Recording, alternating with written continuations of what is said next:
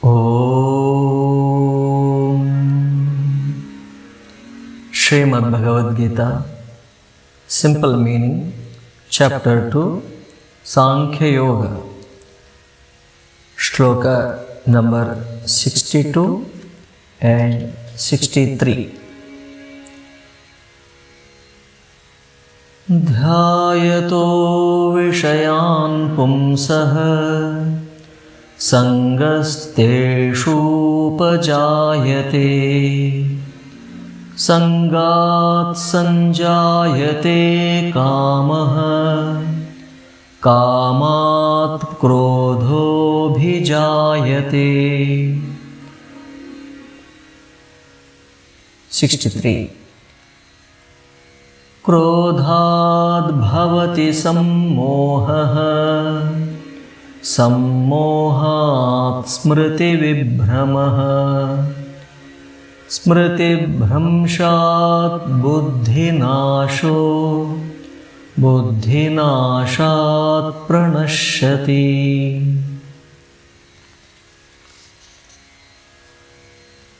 As we discussed in the previous two shlokas about the importance of the disciplining the senses and the mind, keeping them under control. Being the steadfast, having controlled all the senses, sensory system, sits focused on me as the Supreme. His or her wisdom is steady, whose senses are under control. This was discussed. Now, one should understand the process, how this mind works.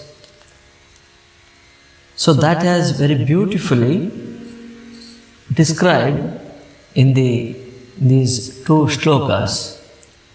So if we understand this and then know how to control it, at what stage, then it becomes easier. So we will see one by one.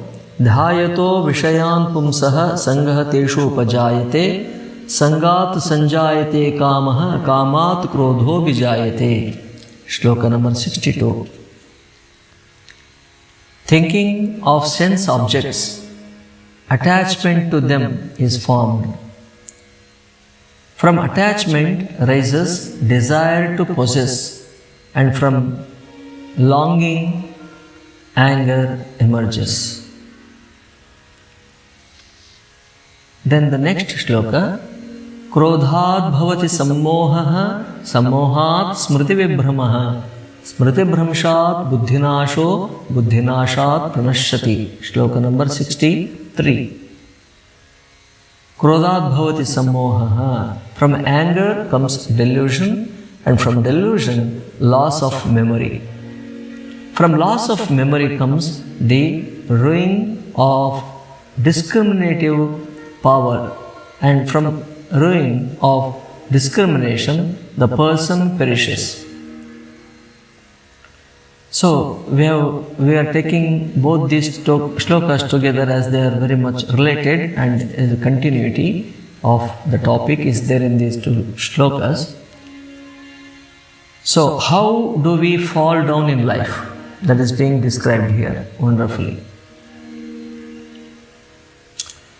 Dhyayato vishayan pumsaha. Dhyayataha vishayan pumsaha. Dhyayataha means thinking. Dhyayata is like meditating, but not exactly the meditation which we use which is familiar for. But dhyayata means we dwell on something over and over again. Vishayan, the sensory objects. Pumsaha, the one who, the person. Dhyayataha vishayan, thinking over and over again about the sensory objects and finding them very attractive. Then what happens? Dhyayato vishayan pumsa. What happens? Sangat Sangha teshu upajayate, sangashteshu upajayate. Dhyayato vishayan pumsaha, sangaha teshu upajayate, sangashteshu upajayate. Sangaha, we know Sangaha means attachment. Teshu, in them. In what? In those sensory objects. Upajayate, it is produced or it is born. That means mind develops an attachment for those sensory objects. I like it, I like that, etc. First, only we see it, then we slowly get glued to it, attached to it. So, that is Sangaha. Then what happens? See, this is beautifully the chain reaction. This chain of is all these things, one by one, step by step, how our fall happens. So that is being described here. So what happens when this attachment develops? Sangaha upajayate, sangat sanjayate kamaha. Out of this sangat means out of this sanga attachment, sanjayate, it means again it is born. What is born or produced? What is developed? Kamaha, desire, a strong desire to possess something. Sanga, first attachment, and then by seeing over and over again something, then you will get Sangha, attachment about that attraction, and then from that desire will begin to possess it. So desire begins to come through that attachment. So now what happens after that? Kamat krodho vijayate. Kamat, from kama, the desire, krodha vijayate, anger will come. Why should anger come out of the kama, the desire?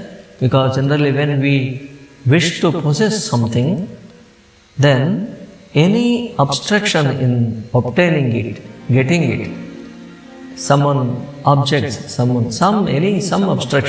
then will get tremendously anger. You will become angry. Even small children will become angry when they develop some desire to possess something, and you prevent them from getting it. You will see even a small baby will also get angry. So the anger comes. So then what happens? Then this is shloka number 62. Now 63 shloka continues the chain of events. Krodhat bhavati sammohaha. Krodhat. From that krodha, from that anger, what happens? Bhavati sammohaha. Sammoha happens. Sammoha comes. Sammoha means delusion comes. So what happens? Delusion means what? You will forget your surroundings, forget your own individuality, your family background. Everything is forgotten at that moment. When krodha is there, we know, when krodha is there, you will forget all your status, all your family background, what you are, how you should have behaved, we forget. Though krodha has a beautiful place of its own in our life, day-to-day life, a little amount of krodha, anger, helps us in various activities. Parents have to show some little bit anger to discipline their children. Teachers have to show some anger, but it is not harmful. But here the krodha which we are discussing is as a chain reaction of a strong desire to obtain something which previously happened due to attachment in something. That attachment is due to thinking about something again and again, the sensory objects. So this is a chain. So now this, out of this krodha, sammoha, you forget your surroundings. Then you forgot who you are, you forgot whom, the person who is before you, you forget your surroundings. So later many people, they repent after getting angry. They do something which cannot be again corrected many a times. People sometimes murder, people will break the relationships, then later only to repent. They will forget about the consequences. We will see what happens the next you will see this chain. Then what happens? Krodhat bhavati sammohaha. So you will develop that delusion, sammoha. Okay, that clear thinking is gone. The clarity of thinking is gone. Sammohat smriti vibhramaha. Smriti, memory. You will lose who are you, what is your background, that you are coming from a very good family. All that is forgotten, memory. So, and then you are even ready to do some evil act at that time. So all this weakness takes place, all this weakening happens within you in no time.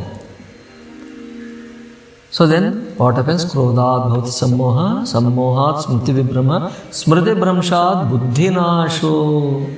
Smriti bhramshat, when memory is lost, buddhinasha. Buddhi is that faculty of our mind which is discriminative faculty, which gives us directions. This is right, do this. This is wrong, don't do this. Whenever, even if you want to do something, you are going to do something, inside your mind says, no, don't do this, this is not good.